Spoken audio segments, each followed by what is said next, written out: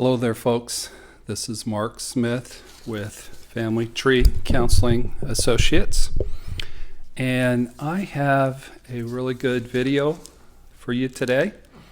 I don't know that I've ever said that before at the beginning, but I feel like this one's going to be sort of special. I put a lot of heart and time into this. Before we get started, I wanted to read sort of a cute little quote by a person named Nanez Hoffman from Sweatpants and Coffee. And she wrote, "What do we do today? Make coffee." And so I got that down and made some coffee. Make art. Write good words. Do good deeds. Work hard. Love hard. Find what is good and beautiful and share it. Laugh, cry, heal, grow, and above all, hang on to hope and to each other. And so to me, that's what making videos are about. It's making art and sharing some good words with you, and finding what is good and beautiful and sharing it with you, and putting out my hand of friendship and healing and hope to each of you so that we can really hang on to each other.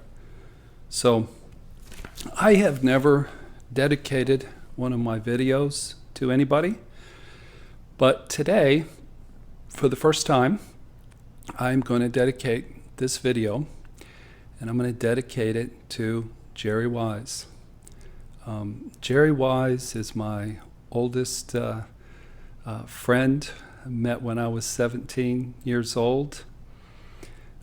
Jerry, you're the best man that I know, and you're the most talented man I know, and you're the sweetest man I know. So God bless you. This is for you, my brother.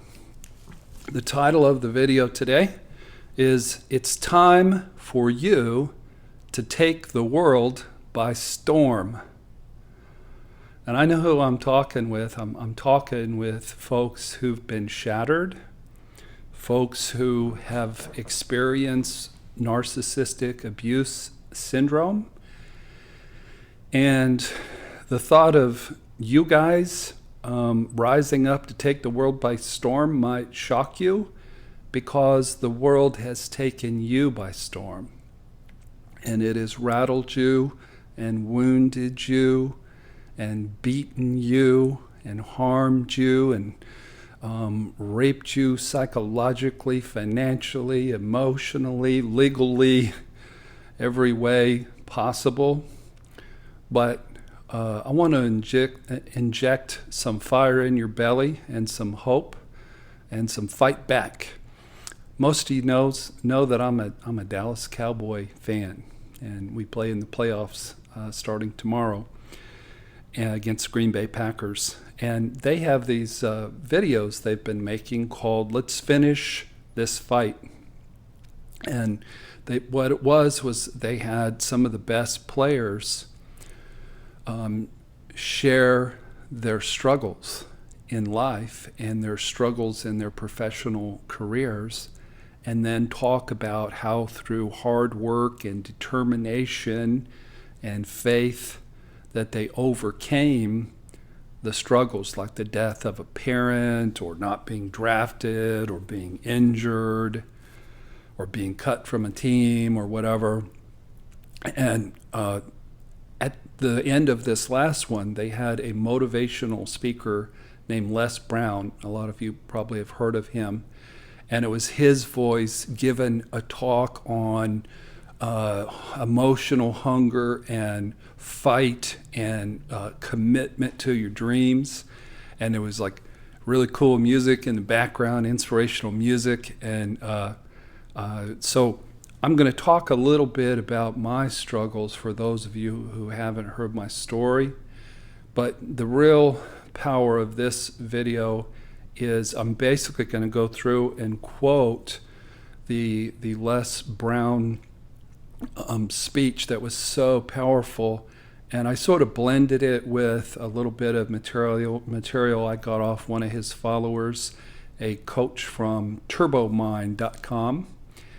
And a lot of my thoughts intermix. So I'm intermixing three sources when I get to the inspirational speech. So I'll tell you when that starts. But if you've heard my story, you don't want to hear it again, just fast forward. But it's important, I think, if you're going to believe in me as somebody who can help you with this fight, to hear the kind of fight that I've been through. My story started with severe abandonment as an infant. I called it purple baby abandonment rage, where I never bonded with my mother, and I was left to just cry and scream until I turned purple for most of my first year. And there was this huge wound in my soul, and I didn't know it, because Mother Nature, the bigger the wound, the better the psychological defense mechanism were issued. So I like to say that my issues were cryogenically frozen until I was about 45 years old. Most of you know what cryogenically frozen means. It's a process where substances susceptible to damage and decay are preserved by cooling to sub-zero temperatures. And, we've read sometimes about somebody who wants to beat death, so they've been cryogenically frozen, hoping to be woken up, 100 years from now or whatever.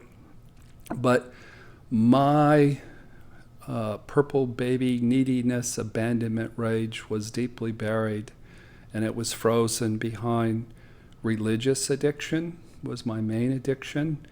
And I was high on Jesus, and I'm all for Jesus, I believe, but in my case, I used my Christian faith as an addictive substance and as a denial mechanism to survive and to keep from knowing the truth about myself.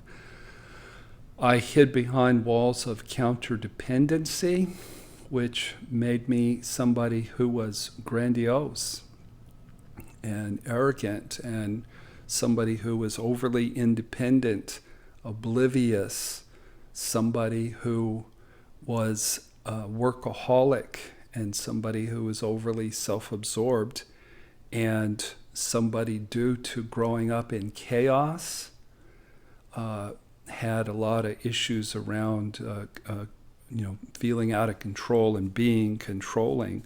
So, and I was blessed enough to have 27 years in a marriage with a lovely, good, solid woman who was the opposite of my mother. And I've shared with you guys that when you are in an anti-type marriage, most of you fall in love with your type, which unfortunately is probably a narcissistic father or mother or both. And then you replicate that by getting involved with a narcissistic spouse. And I grew up with an abandoning, broken, nearly autistic father and a borderline mother, and was severely abandoned, but yet I didn't pick anybody who was like, I picked the opposite. She was so good and so strong and so stable. But what happens is when you pick somebody like that at midlife, you're vulnerable to have your issues come up. So until 45, I was really content in this anti-type marriage and focusing on my 3 wonderful children and busy saving the world and being rescuing and being a workaholic and being oblivious. And long about 2005, I got my first taste of complex PTSD. And I've gotten some nasty comments in the past where I've mentioned that starting in 2005 through 2007, I was vulnerable because my real self had been hidden and frozen all those years. And women came along who psychologically were put together like my mother. And I had, several affairs. Some of them, one was emotional, one was more of a traditional affair, but it was very intense. And some of you have judged and said, "Well, dude, you're the bad guy. You're the guy who leaves his family." And I want you guys to understand: don't judge. That wasn't a narcissist abandoning his family. That was an abandoned, needy little boy who was resonating with mommy-like figures. Now, when that happens, that certainly is an addictive process, and I have so much deep regret and remorse for bringing harm to my ex-wife and to my children. But I really, that was something at my core, and there wasn't a whole hell of a lot of moral choice involved. There was a lot of being vulnerable and needing to reenact these issues. So enough of that. So ended up then engaged, as you guys know the story, to a particularly wicked, borderline person who had some real strong narcissistic traits as well. And after April 26th of 2015, I was psychologically unhinged. I was shattered. I had continual, really deep weeping. And when I would weep, my voice would change. And I wouldn't be a 55-year-old man. I would sound like a little kid. My voice would change because it was coming from a wounded little kid. I had exhaustion that I can't even describe. I had frequent, violent, horrific panic attacks. I had cognitive dissonance and confusion and obsessive thoughts, and my hands were shaking. For months and months, my whole system was in shock. I had this deep pain in my chest. On December the 13th of 2015, I made a video, the 50 symptoms of Narcissistic Abuse Syndrome. And I just talked about, I'm not going to talk about all 50 here. I'm going to hit the worst 20 for me, but that's, if you want to know my story, start with the 50 symptoms of narcissistic abuse syndrome video, which has just gone over about 115,000 views. So it resonated with this community. I had addiction to the perpetrator, claustrophobia, brain fog. I lost my appetite. I lost 53 pounds. I was hypersensitive to bright lights and loud sounds. And that one really hasn't gotten better, actually. If there's really loud music, I start to really get really uncomfortable due to that PTSD symptom. I was hyperkinetic, just really hyper. I would pace the room frequently.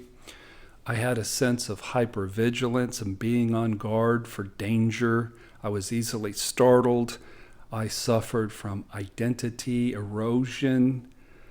I had some rage from deep down inside me when I thought about this borderline who just did horrific mind-fucking things, and then told me about them just a little bit at a time, just ripping the scab off over and over and over again. When the wounded little boy in me was looking, for her to be my mommy. And, I believed that she loved me, and she sure didn't act like she did. She was just this horrific sex addict and liar and betrayer. And it did bring up a sense of powerlessness. I felt psychologically raped and defiled. There was a lot of financial destruction involved because I couldn't work for a couple of months. and I spent a hell of a lot of money on treatment centers and therapists. And then I was narcissistically abused by proxy from the treatment center this woman went into, the bridge to recovery. So that's my story. And fast forward until just this past December, just before Christmas, there was some narcissistic wounding by proxy. I had continued to work on my issues through romantic entanglements and had gotten involved with another particularly dangerous psychopath this past summer. And due to really the astonishing power of a cunning narcissist, they can replicate themselves and inject poisonous, hateful, judgmental, harsh, shaming, negative, vicious, irrational energy into what really should have been an unbiased, professional, objective government agency.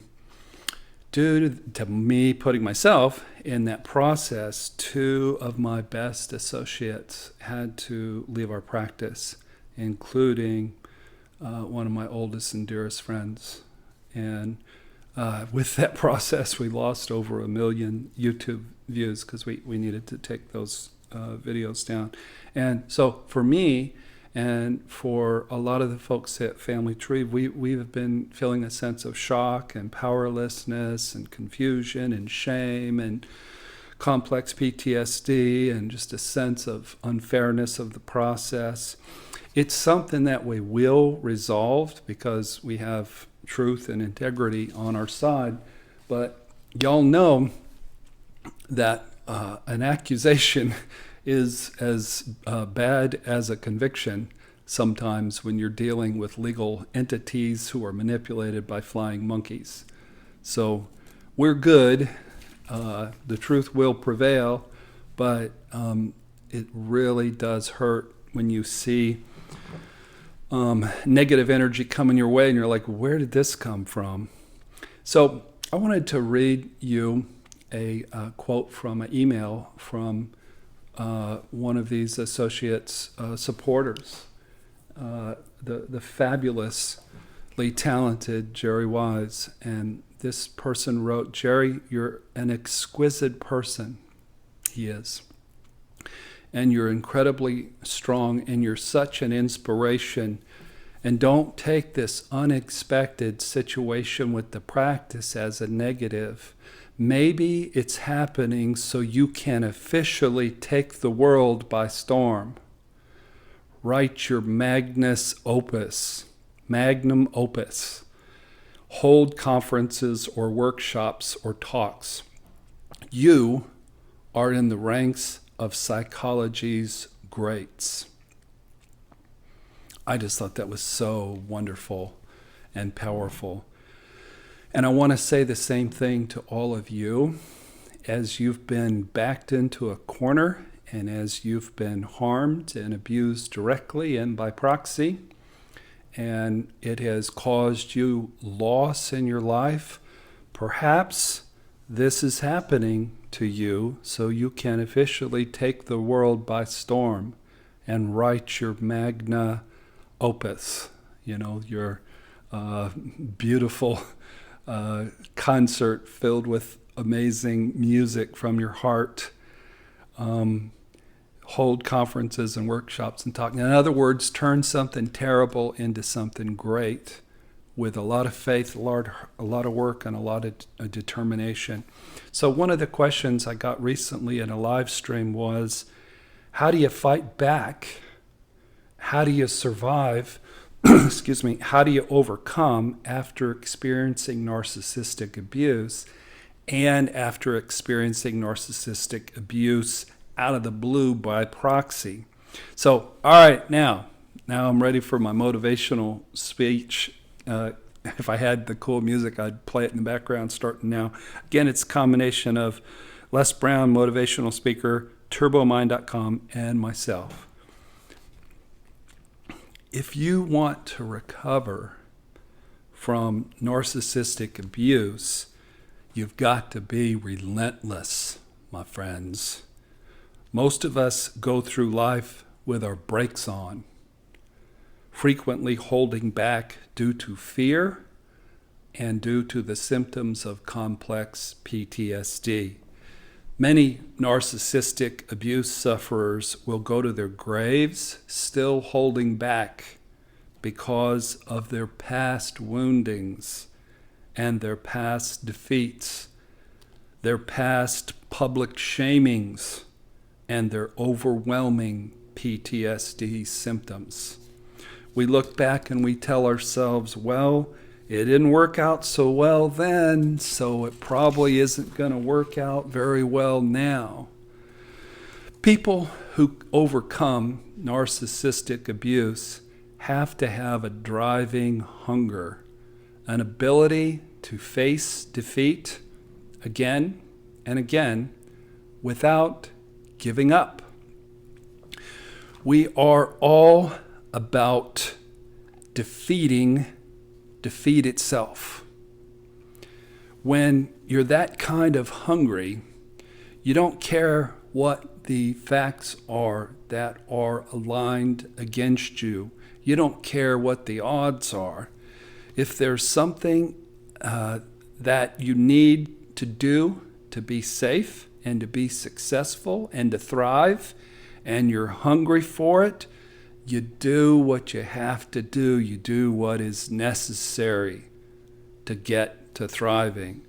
And when you've done the best that you can and that's not good enough, then you do some more of whatever is required to mount a comeback, to dig yourself out of a hole, to defeat narcissistic abuse syndrome, and to, as a rabbi would say, to become a living nightmare to your narcissist. Her book is actually Becoming a Nightmare to your narcissist. But I'm saying that you can become a living nightmare to the narcissist. You've got to harness your recovery process. There's great power in your recovery process, and you've got to be relentless, that you're always looking for a way to get through. Always looking for a way to get through. You're always looking for a way to genuinely and deeply love and nurture yourself. You're always looking for a way that you can win. You're always looking for a way that you can strike a telling blow. You have to fight back, people, without being filled with the desire for revenge, but just needing to protect yourself and advocate for yourself so you don't get destroyed and misrepresented to the world as to who you are. There is greatness in you. You've got to learn how to tune out the critics, tune out the flying monkeys on the outside, and even more importantly, to tune out the inner critic, the shame that binds you. Please don't give up on yourself. Never give in. Never give in to hopelessness and shame and powerlessness or PTSD or flying monkeys or fear or poverty or psychological paralysis or the sense of being defeated. You've got to sell yourself every day on the power of your recovery process. You've got to sell yourself every day that what you're doing and what you're called to do and the goal that you have set before yourself can and will be reached. You've got to sell yourself on yourself every single day. It takes courage to act. It takes courage to start all over again when you have gone through defeat. It takes courage to be persistent. When you step into your fears and continue to push yourself to go on, something happens for you. It will enable you to transcend yourself. There is a hell yes, I can do this. Very close and attainable. And you have to continue until you find it. So don't go where the path may lead. Go where there is no path and leave a trail. This is your day. And nothing out there is going to stop you. Don't go to the graveyard with your music still inside you. Do what you do and do it massively. Don't go to the graveyard with your music still inside you, with your book still inside you, with your dreams being unrealized. Don't go to the grave without experiencing a healthy relationship. Don't go to the grave without getting your swagger back. Don't go to the grave getting beaten by some miserable, childish narcissist. Gather up the fire in your belly and do what you've been called to do, and do it massively.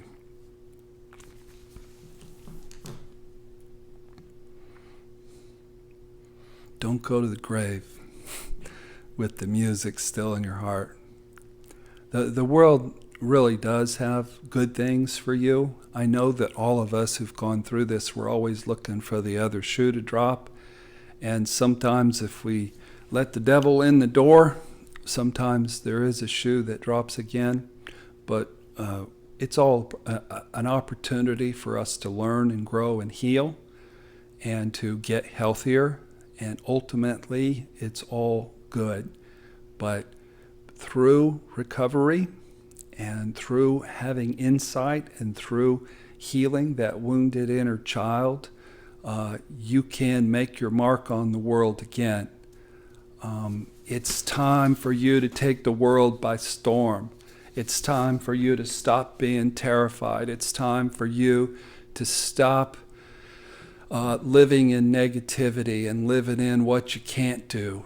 And it's time to dictate to the world what you're going to do. So I am grateful for the learning that 2017 has provided thus far.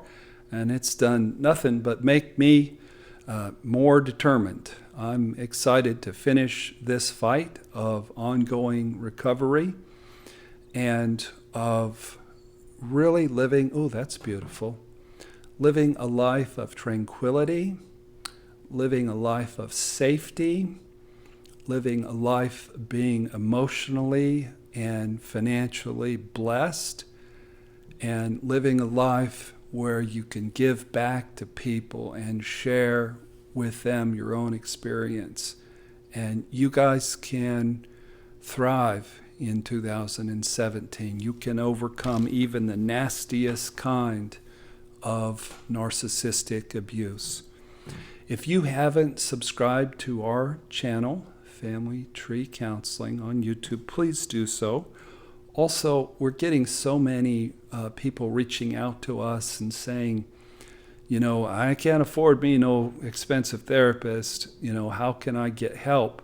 And we've been really referring them to our live stream show that meets every Tuesday evening, 8:30 to 10 Eastern Time.